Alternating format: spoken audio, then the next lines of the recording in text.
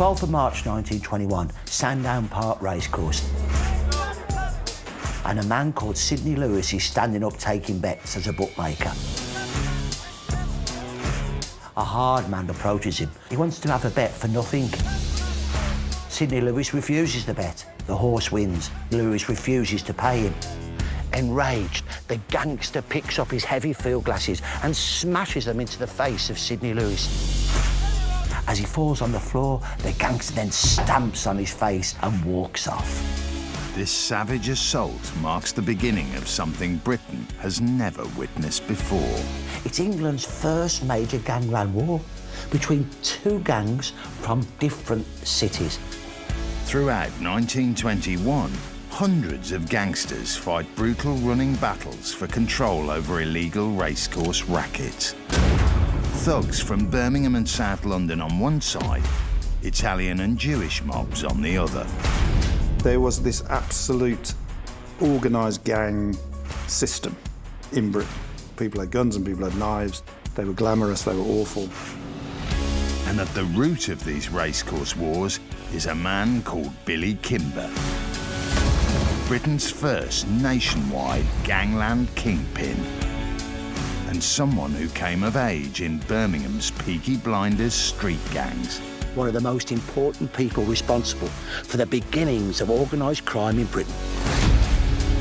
This is the story of how Birmingham's Peaky Blinders gave rise to Britain's first organised crime wave, and how a lowly street thug became Britain's answer to Al Capone.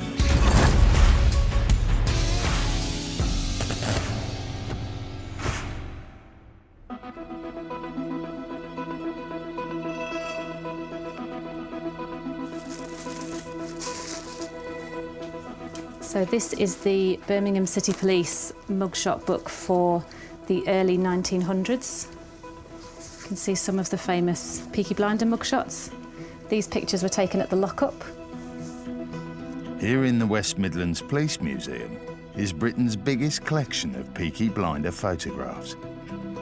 Birmingham Police were the first in the country to take mugshots of criminals and built up this vast archive. I just feel like there's a sense that every single one of them has got a story to tell. They're just fascinating. Some of them really seem to look right into your soul. The Peaky Blinders were a collection of street gangs who terrorised the back streets of Birmingham in the 19th century. By the beginning of the 20th century, it seemed their time was over.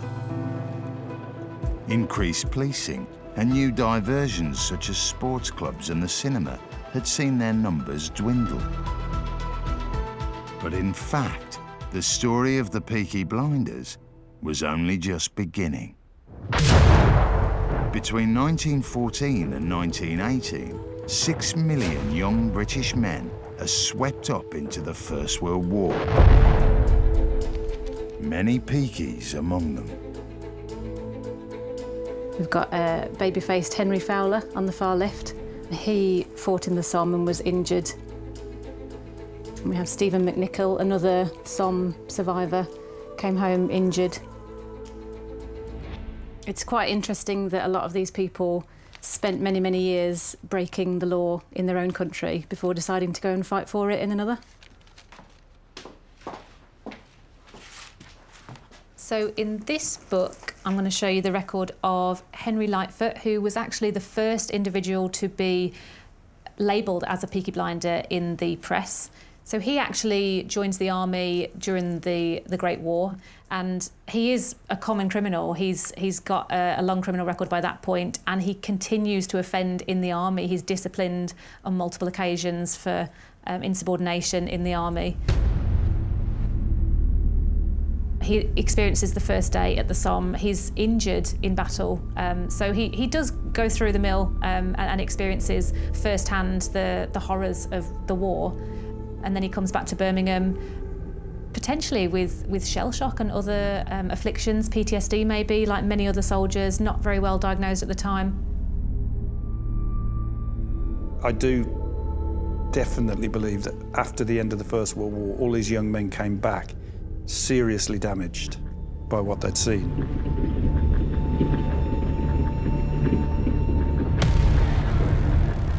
In an hour, they'd see 1,000 men blown to their component parts.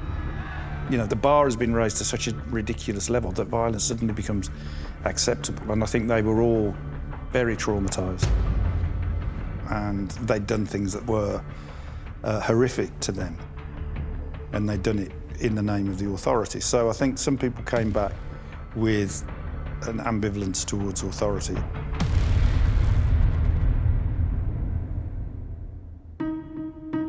It's one of these ex-military Peaky Blinders in particular that historian Professor Carl Chin has spent decades researching.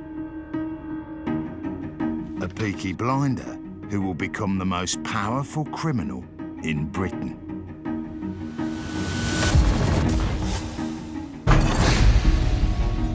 I've been researching this chap. He's called Billy Kimber. We know him from the drama series as a Londoner, but in reality, Billy Kimber was a big, burly brummie from Summer Lane, a tough neighbourhood. He had been a Peaky Blinder. He'd been birched for an offence when he was 12. He got done for attacking people and assaulting the police. He was a petty criminal. He becomes a pickpocket. The First World War comes. Kimber joins up in 1915, but like a lot of gangsters, he deserts. And it's took me ages to find out where he goes to. And look at this, he turns up in Dublin in 1917. This is the Dublin Daily Express, Friday, May the 11th, 1917. Englishman charged in Dublin, alleged pocket picking. Kimber is one of the 2 men arrested with one of his pals from Birmingham. The telling point here is that Kimber and his pal get arrested at a railway station on the day of the Leopardstown races. What's interesting then is that a really top bookmaker on the racecourse and a credit bookmaker called Thomas Day sends his clerk, that's his most important member of staff, to Dublin to act as surety for Kimber. That's intriguing. That tells me that Kimber and Day have got a relationship, and then I find it. I find the relationship in Day's book. Kimber is the minder for Thomas Day. On racecourses awash with pickpockets and thieves, bookmakers like Day need thugs like Kimber for protection. What can we deduce from this? Well, Kimber is active as a racecourse ruffian and rogue. To understand why Billy Kimber is hanging around racecourses with bookmakers when he should be fighting a war, we have to go back to the start of the century, to the beginnings of a career that will transform organised crime in Britain.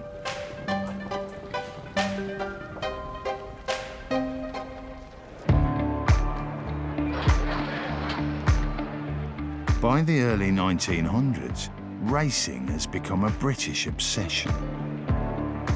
The Epsom Derby just outside London attracts an estimated 250,000 people.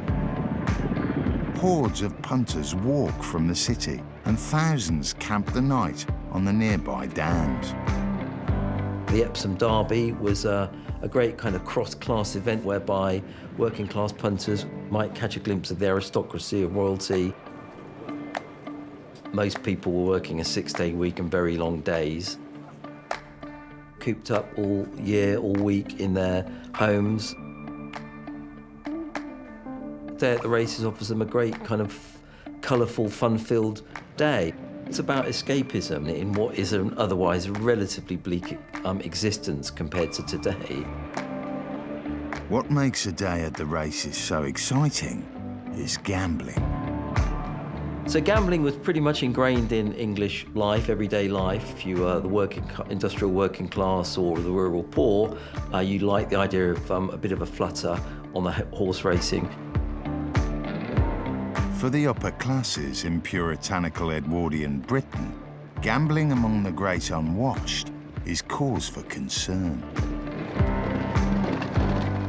As the century wore on, moral disdain that many of the elite felt for poor people gambling gathered pace, and it culminates with the formation of the National Anti-Gambling League and then the Street Betting Act of 1906. The 1906 Street Betting Act makes all forms of gambling outside of racecourses illegal.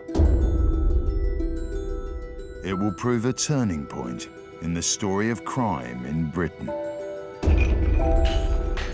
Just like prohibition of alcohol spurred the rise of organised crime and gangsterism in America, prohibition of gambling will have the same effect here. The Street Betting Act of 1906, it's a very explicitly class-based Act of Parliament. It actually says in the letter of the law, this is to prevent betting amongst the artisan classes of Britain's towns and cities. This doesn't prevent a single bet from being laid. What happens is that illegal bookmakers set up throughout the residential districts and in many of the workplaces across Britain's towns and cities. Stephen Knight is the writer of the Peaky Blinders drama series. He grew up with family stories of illegal gambling on the streets of Birmingham. My mum told us all the stories of her childhood, and she was a bookies runner from the age of 9 because obviously off-track betting was illegal, and so they'd use children. And she would walk down green lanes in Small Heath with a basket of washing, and people would walk in the other direction, and they'd drop into the basket a piece of paper with their code name, because obviously they couldn't use their real name, the coins that they were betting on, the name of the horse and the odds, and they'd drop them in. And then she'd go down the end of the road, turn into this little courtyard where there was a dog on a chain that was just short enough that the dog couldn't get you. And she'd walk past the dog and take it to this booking. My mum said that everybody gambled. I think there was one person in the alley who didn't gamble, and that was seen as really quite odd. The real money to be made in gambling in the 1910s is at the races themselves. These are the only places where respectable punters can legally go to bet. And where large amounts of cash is changing hands, gather the thieves and the rogues. Among them, ex-members of Birmingham's Peaky Blinders. Peaky Blinders in Birmingham may have been disappearing in the early 20th century, but gangs from Birmingham were becoming more prominent on the racecourses, travelling the country, making their money from pickpocketing and blackmailing bookmakers. But from about 1910, this loose collection of rogues is brought into a slightly more ordered gang called the Birmingham Gang. The man who does that, the overall leader, is Billy Kimber.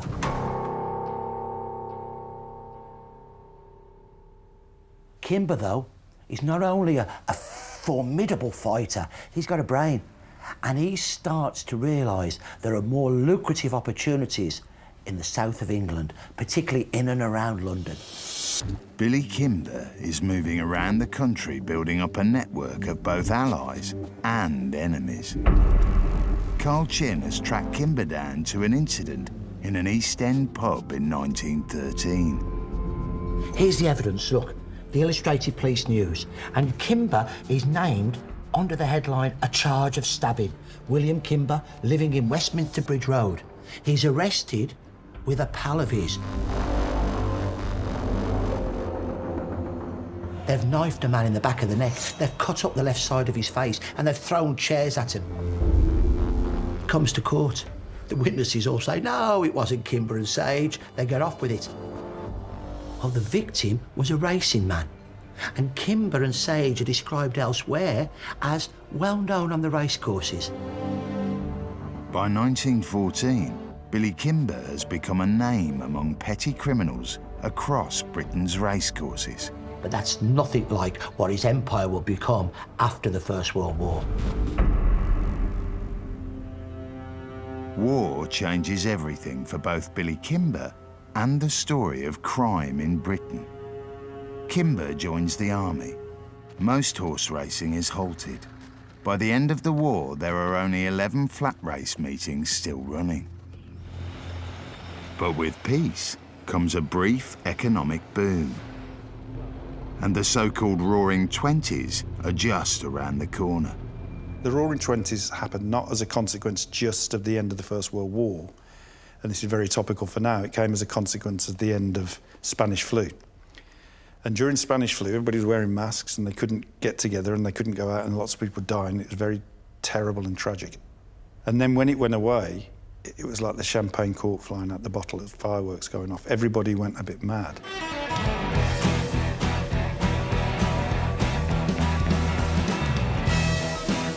It's like all this pent-up emotion of people wanting to enjoy themselves.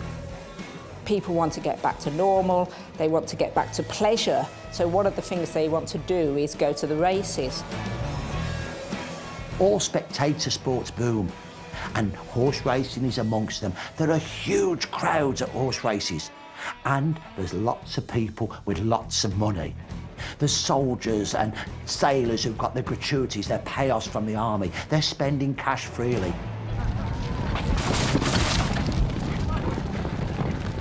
There seems to be this period between the end of the war and into the 20s where it's a little bit of a free-for-all on the race courses. Into this unregulated, booming post-war racecourse scene returns Billy Kimber. He reunites his Birmingham boys gang, and together they spread out among the racecourses of the Midlands and the North. But now Kimber's not interested in just pickpocketing and petty crime. He's got his eyes on the people who handle the real money, the bookmakers. On the next event, 5 to 4 reveal. Yes, sir, what do you want? 3 monkeys. 3 monkeys down a curly, owes it. Simon Walmsley comes from a long line of bookmakers. He grew up with stories of how bookies were the beating heart of the racecourse experience. Back in the day, very, very busy. Packed full of racegoers. Yeah. Other bookmakers as well, they're all wanting it. So they're all been a line? All been a line, sometimes 2 or 3 lines. Depends on the layout of the racecourse, layout of the betting ring, because the only place you could have a bet was on the course. Carl Chin's family started out as illegal, off-course bookmakers. You're the showman, aren't you? Yes, I've got to pull these people in. I've got to get them to bet with me. I don't want him to bet with him next door. I've got to get him in with me. So give me some of your patter. 5 to 4 reveal. 3 bar 1. Come on, gather round. You can be on each way, winner each way. Each bookmaker has what's called a tic-tac man, who uses signals to communicate changes in odds to fellow bookies across the crowded, noisy enclosure. Number 2 is 7 to 1. Number 3 is 7 to 1. Number 4 is 3 to 1. 5 is 50. You got 6 at 7, and the bottom horse is 8. So every number's got a signal. I often see tic-tacs going 2 hands on the top of the head. 9 to 4. 9 to 4. 9 to 4, 5 to 2, yeah. 11 to 4. All the cash gambled on the racecourse goes through the bookmakers, which makes them a prime target for petty thieves. Many of them children. Hod dippers. Why were the little kids, the little pickpockets, called hod dippers? Well, that's your bookmaker's hod. That's where your readies go. Usually made by saddle makers. So every race, you're taking your bets, you're putting your money in there, bit of change given out. If somebody gives you a score, they want a tenner change, that's where you got to go. Got to be watch out for the hod dippers. Billy Kimber and the Birmingham gang have their own petty thieves called whiz mobs. They'd have organised gangs of pickpockets known as whiz mobs. Yeah. Whizzers. Yeah, yeah. And they'd be coming around and they'd see somebody got a few bob, had a nice win, and 2 or 3 would hustle him, and the dipper would come in the back, or sometimes they call him the tickler, because he'd tickle the wallet out of him. And sometimes they were so blatant, they'd actually belt a bloke, throw him on the floor, 2 of them would hold him down, and the dipper would just take his wallet and probably his old turnip as well, the old fob watch. But Billy Kimber can see that the real profits don't lie in petty theft. They lie in extortion. Under Billy Kimber, the Birmingham gang ramped up the blackmailing of bookmakers by extorting money for supposed services. The bookies have to start paying for the spot on which they stand their pitches. They had to stand on a stall. They had to pay the Birmingham gang to rent the stall. They have to pay for the chalk they use to write the names of the horses and the odds on their boards. They then have to pay for a bucket of water and a sponge to rub those odds and horses off for the next race. Then later on, they start bringing out what's called tissues. They're printed racing lists of the runners. The bookies have to pay for that. They're paying out a lot of money each race to the gang. Throughout 1919, Billy Kimber's Birmingham gang takes control of the racecourses in the Midlands and the North. What we were seeing is protection of the bookmakers on a major scale. Money was sloshing around. By the end of 1920, Kimber stands at the head of perhaps the biggest, most powerful network of thugs and criminals ever assembled on British soil. But he wants more. The Birmingham gang controls the racecourse rackets in the Midlands and the North with a rod of iron. And then in 1920, they expand south. Why? There's more money to be made.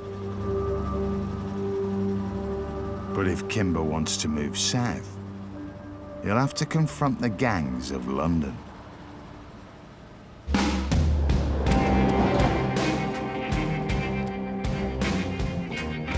The day when most Londoners realised for the first time that their city had a gang problem had come in December 1881, when a shocking crime hits the newspapers, involving a 19-year-old South London lad called Fred Wilmore.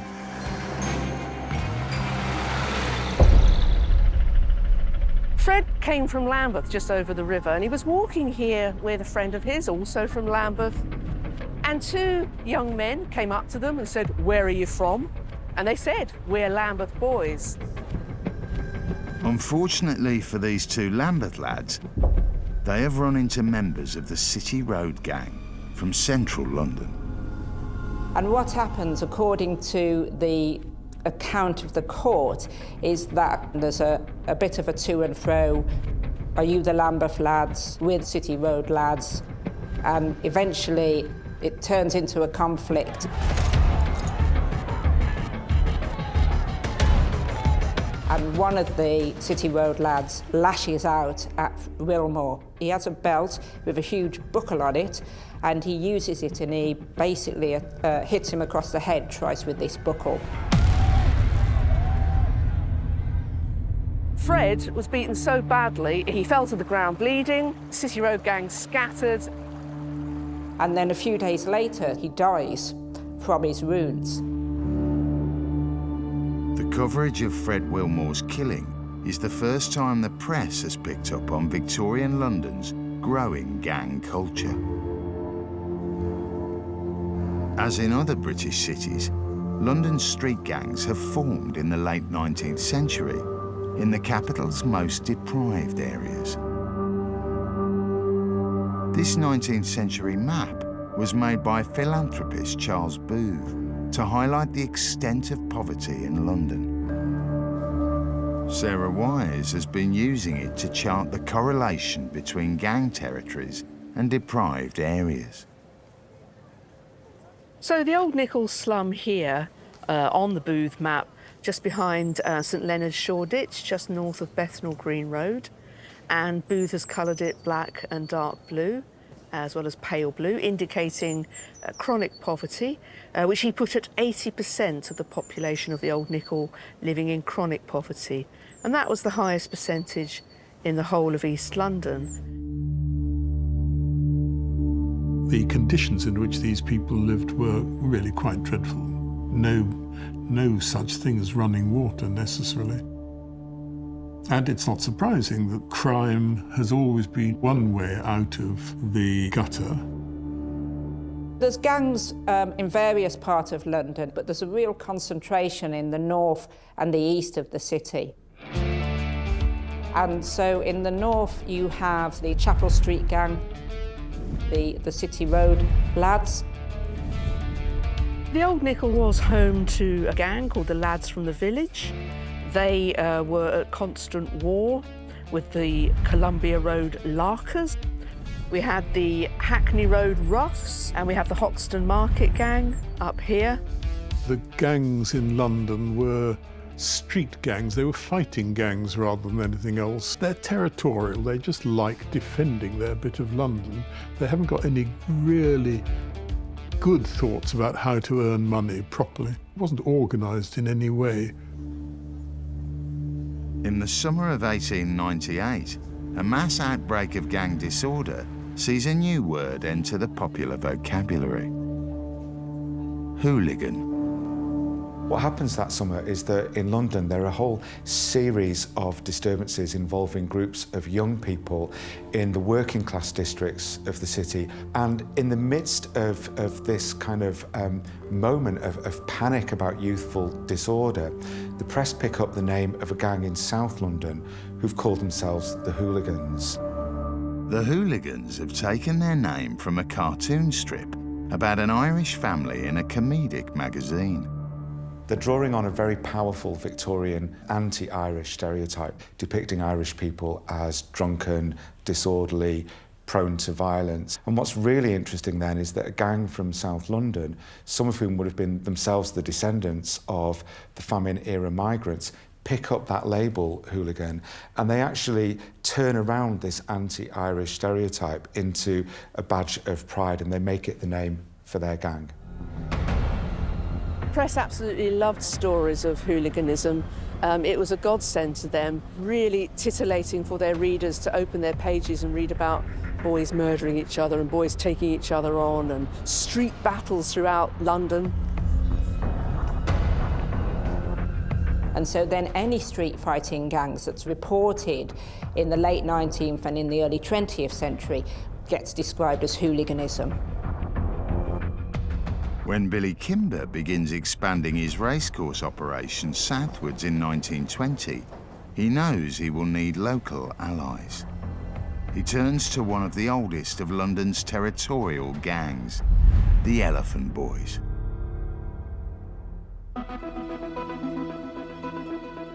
My Uncle Wag, he led the Elephant Castle gang after the Boer War, up to the First World War, so that's my connection.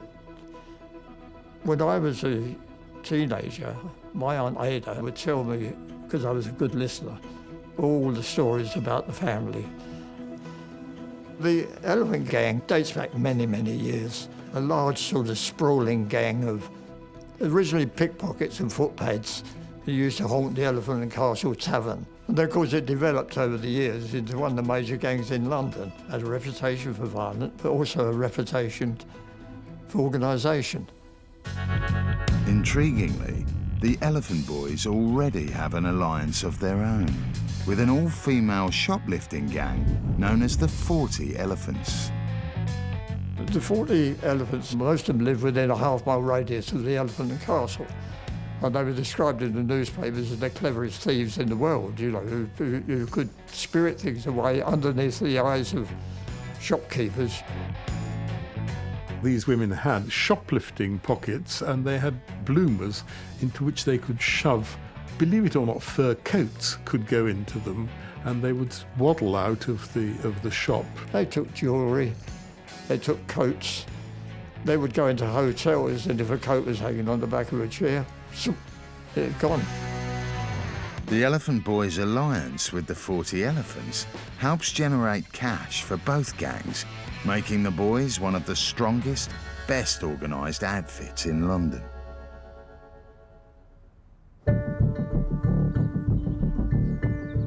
Which is why Kimber turns to them to be his London allies. This unique photograph shows Kimber with members of his Birmingham gang palled up with the Elephant Boys. This is a wonderful picture of the gangs. There's Billy Kimber, light-coloured suit. The MacDonald brothers are there. The Elephant Boys. Brummy Sage, who was a Kimber man. You've got another MacDonald in the front row. People at the end are the bus driver and so on, but all the rest are what you could call players. The mob Billy Kimber has put together represents a watershed in the story of criminal gangs in Britain. These men are no longer slum kids fighting for pride on the street. These aren't boys. Perhaps many of them were involved in territorial gang fighting as young men, but they've now matured and they've moved on to racketeering and violent protection as well. The Birmingham gang's a collection of really nasty, vile men, some with records of manslaughter and other violent crimes. The members are older men, and of course they are much more driven by money making. They look very different from the kind of the youthful fighting gangs. With the Elephant Boys as allies, Kimber begins his push into the southern racecourses at the end of 1920. The local bookmakers don't know what's about to hit them. 12th of March 1921, Sandown Park Racecourse.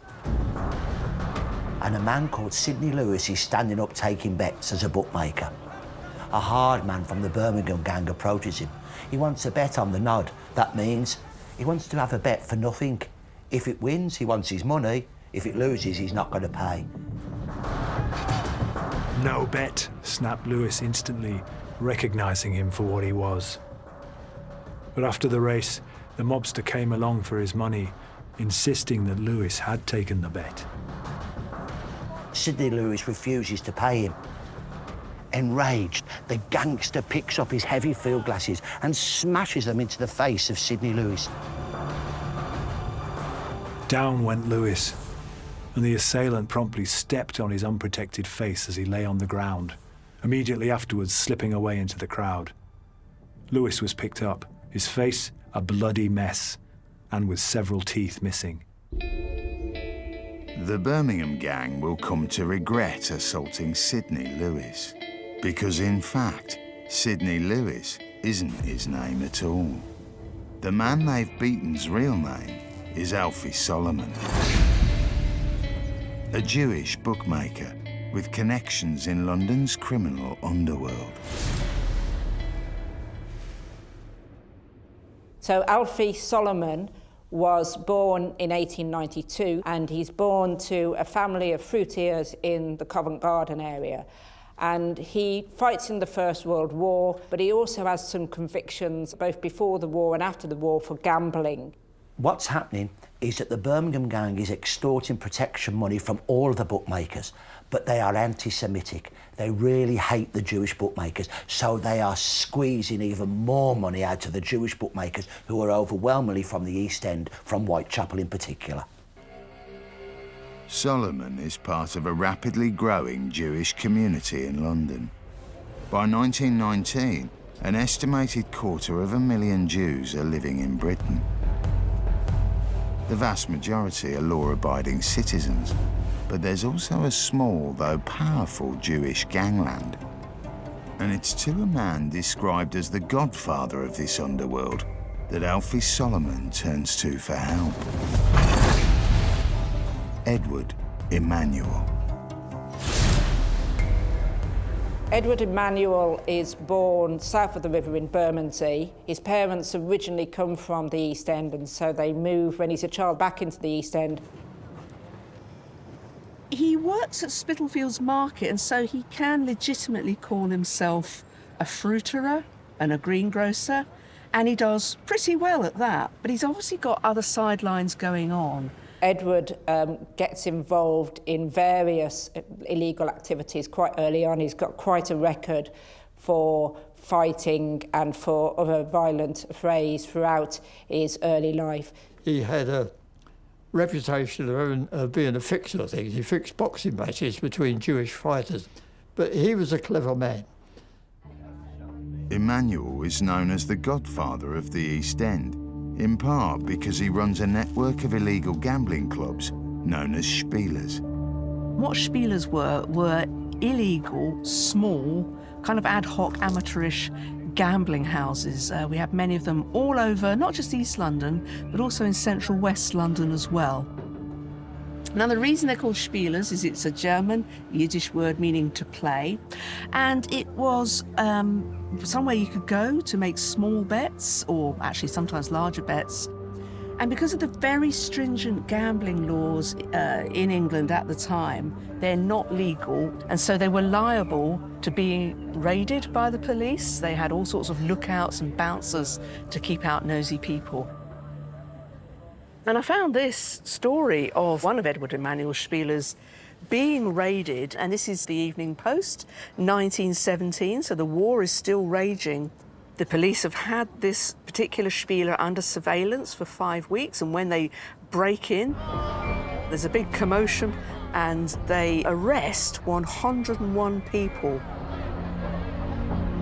The press coverage of this raid typifies the anti-Semitism of the time.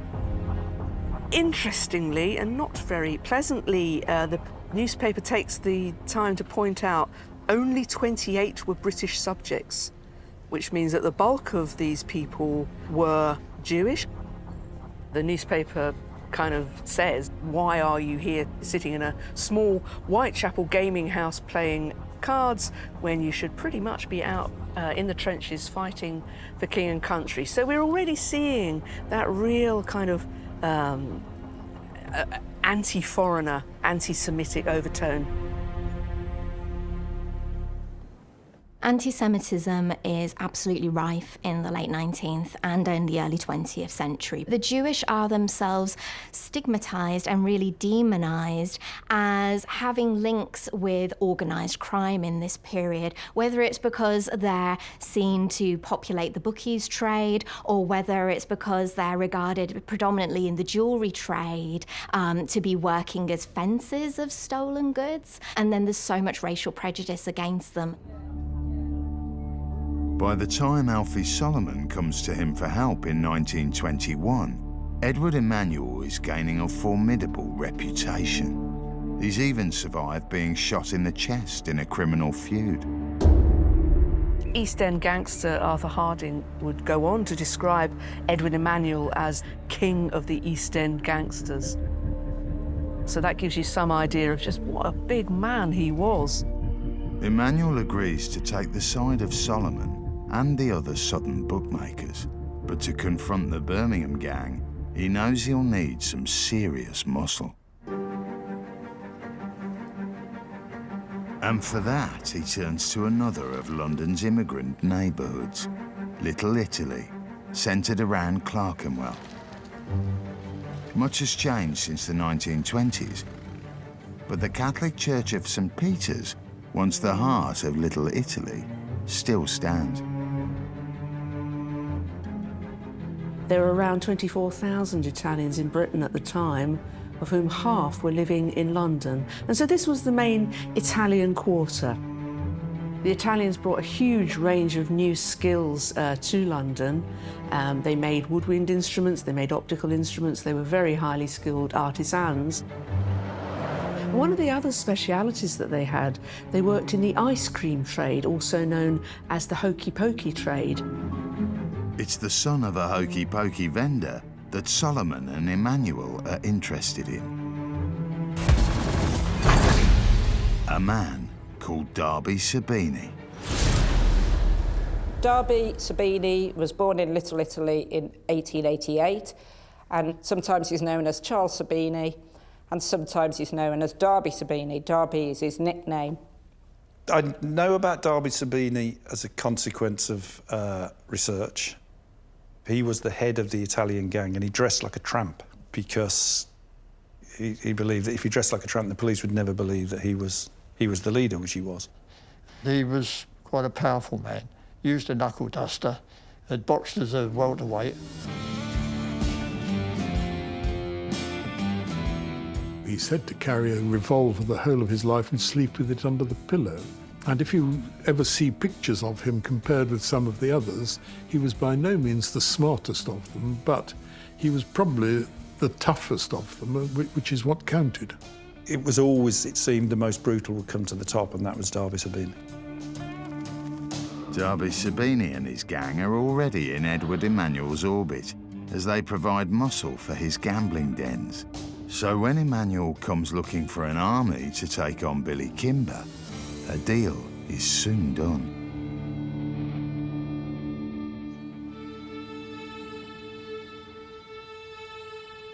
The lines have now been drawn. On the one side stands Billy Kimber and the Birmingham gang with their London allies, the Elephant Boys. On the other, Alfie Solomon, Edward Emanuel and the Sabini gang. The story of British gang culture is about to enter a new, unprecedentedly violent chapter.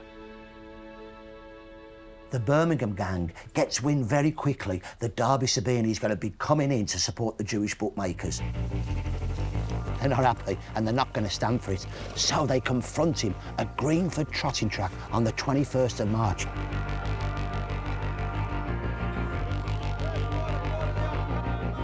There's about 20 of them. One of them shouts out, "I'll murder him." Another one shouts, "Let's get the so-and-so."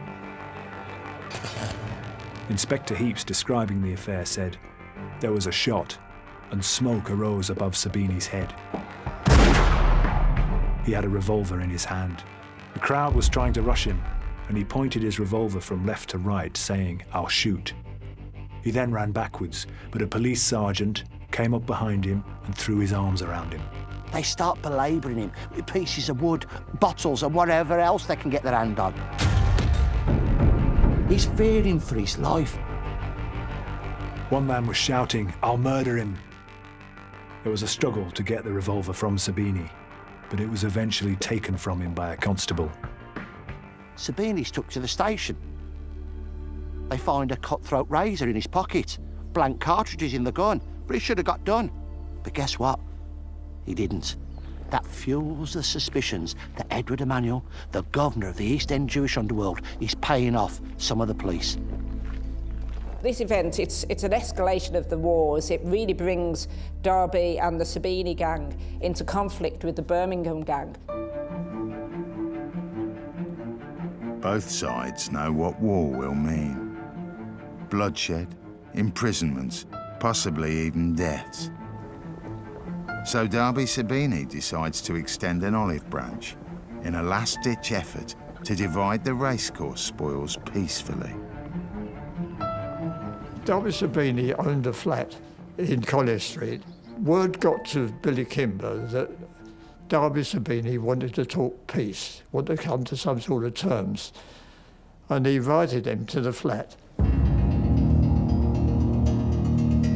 Alfie Solomon's not invited.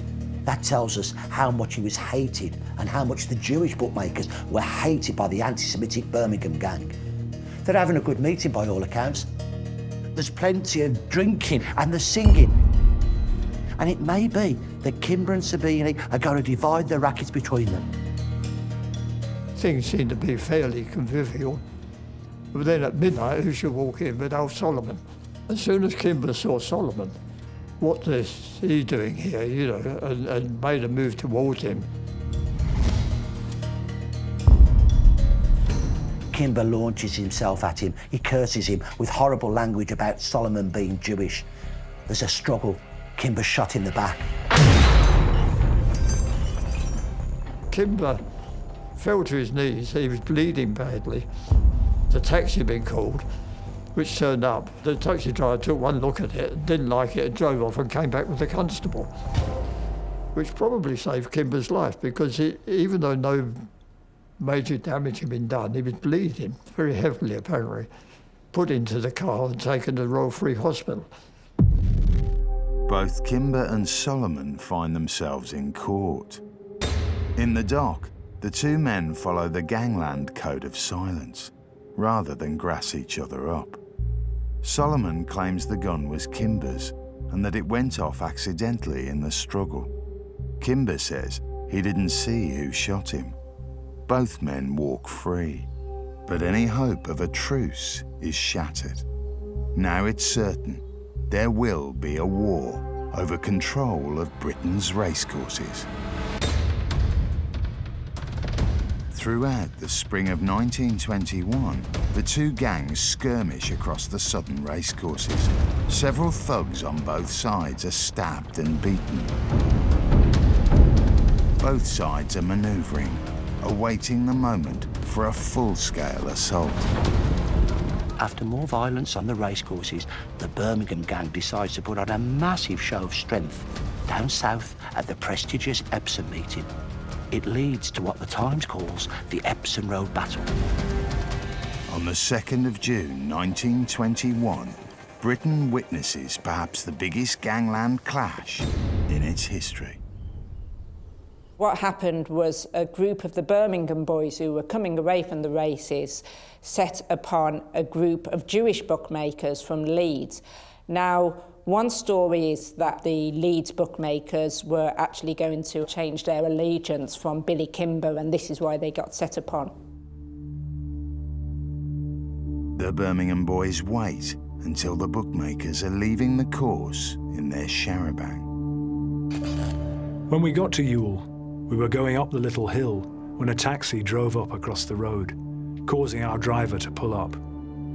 Immediately our car stopped. We were surrounded by a gang of men, anything from 50 to 100 strong. Each man carried a weapon, consisting of hammers, iron bars, hatchets, and lumps of concrete.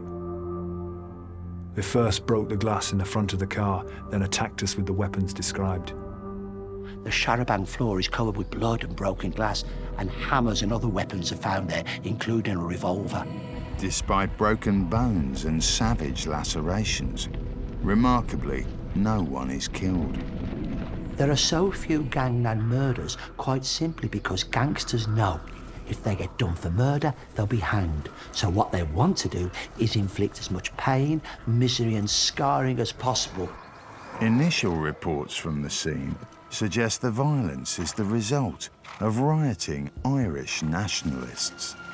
But quickly, the police realised it had been carried out by racing men, and they spotted a large group of them at a pub in Kingston.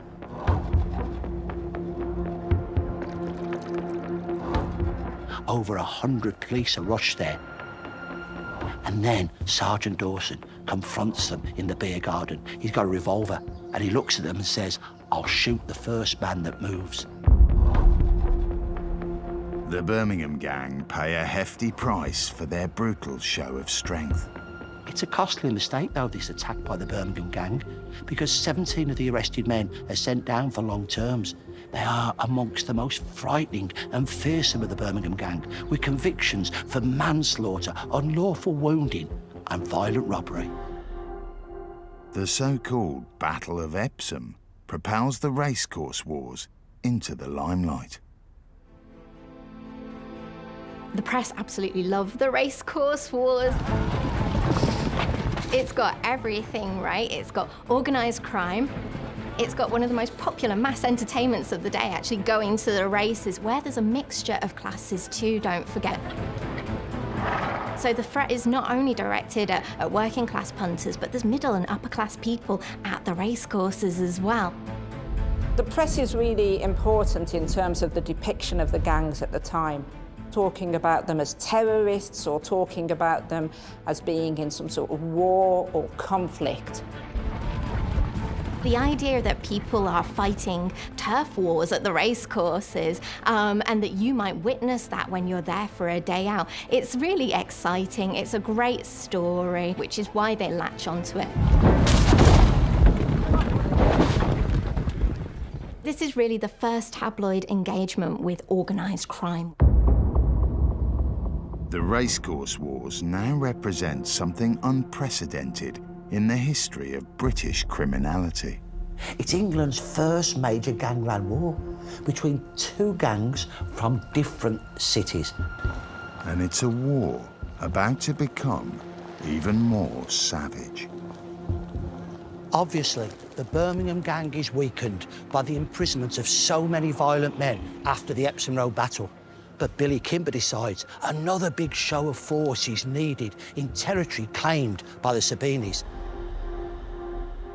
The target Kimber chooses is the Bath Racecourse, a stronghold for the London bookmakers. It's August the 17th, and Alfie Solomon and his fellow bookies are preparing to work at the course. Just as mobsters are pouring into the city.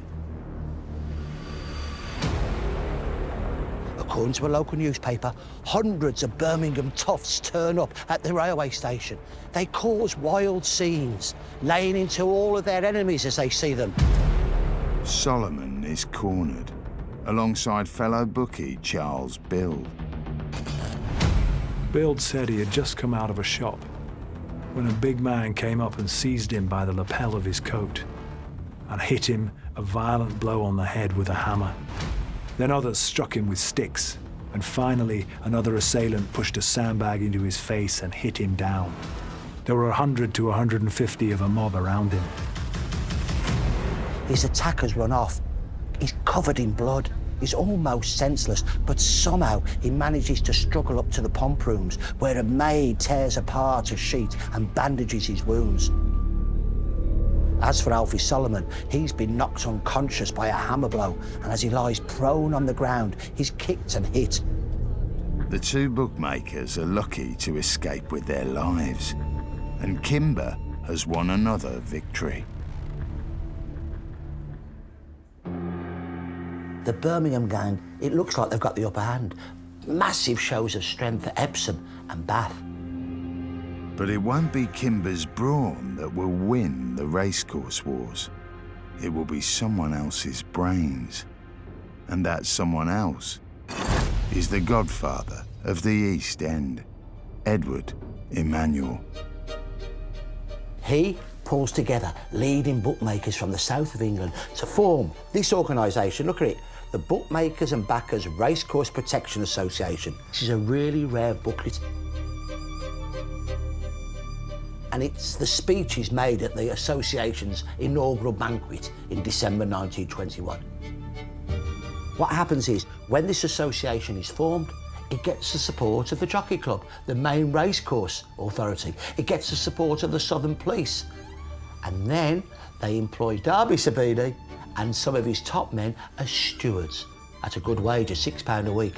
That legitimises the muscle of the Sabinis. There's the Sabinis, there's the police, the racecourse authorities. The Birmingham gang can't take them on. They have to give up. There's a truce. And it was agreed that Billy Kimber should have the tracks from the Midlands upwards, and the Sabinis and Edward Emmanuel should hold on to the southern tracks.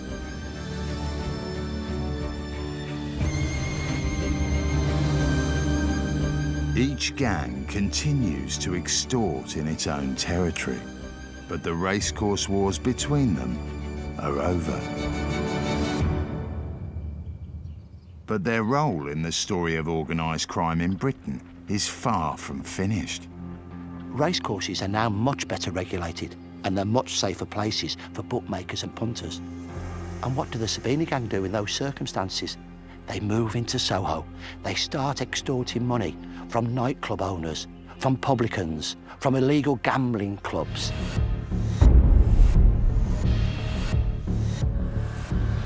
In August 1922, a group of men were shot at outside this pub, the Southampton Arms, in Mornington Crescent.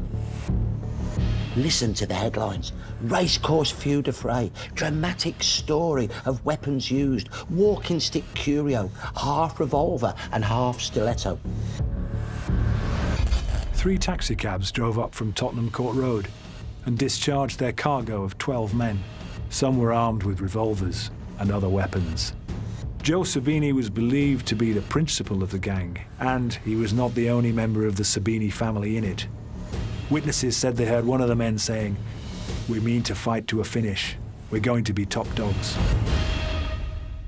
The Sabinis are attacking members of the Elephant Boys gang, men previously allied to Billy Kimber. So, what's going on? Well, the truce with the Birmingham gang had a big problem. It left out Billy Kimber's London allies. They formed a new mob called the Camden Town Gang. They got no territory on the racecourses. They wanted it back. The racecourse wars have shifted from the turf of Epsom to the streets of London. The fighting goes on because Darby Sabine has moved into protection in Soho, and there is still fighting by the Elephant and Castle boys who want to control Soho. Having learned the trade of organised racketeering from Billy Kimber, the gangs of London are now battling to control new rackets in the Big Smoke, something that's continued ever since. The Sabinis are very much part of the genealogy of gangland in London, and so the people that came after them definitely sort of nod back to the Sabinis. And in particular, people like Frankie Fraser, who then becomes, in the late 50s and 60s, is a hard man for the Krays. But he actually starts his criminal career working for the remnants of the Sabini gangs. And the Peaky Blinders? Well, they're the ones that started the whole process. They pushed the Sabini gang into becoming the model for all later organised crime gangs like the Richardsons and the Krays. Yet despite being so pivotal in the story of British crime, names like Billy Kimber, Darby Sabini and Edward Emanuel have remained largely unknown until the recent Peaky Blinders drama. Could it be because in Britain, we've preferred stories of American gangsters to our own? In the 1920s, the British press becomes absolutely gripped with stories of gangsters in America, especially in Chicago. This is the era, of course, of Al Capone. You also get the release of films, the gangster films like Little Caesar, Public Enemy and Scarface, and those have a huge influence on the press in how they talk about organised crime and gangs. A character like Billy Kimber, in America, he would be a known name. People would have heard of him because of his exploits.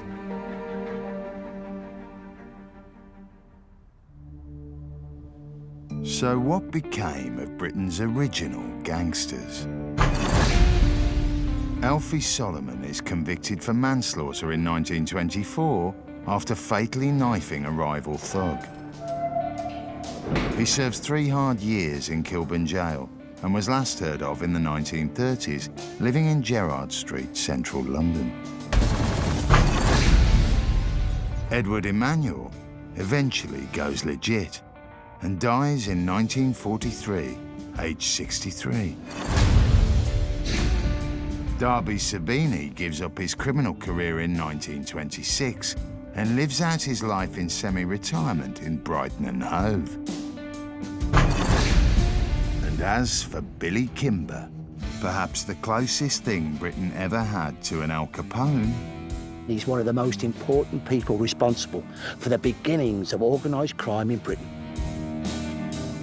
according to legend, he flees to America, where he works for associates of the actual Al Capone in Chicago. On his return to England in 1929, he reinvents himself in Torquay as a legitimate bookmaker and dies a wealthy man in 1945. As they say, the bookmaker always wins.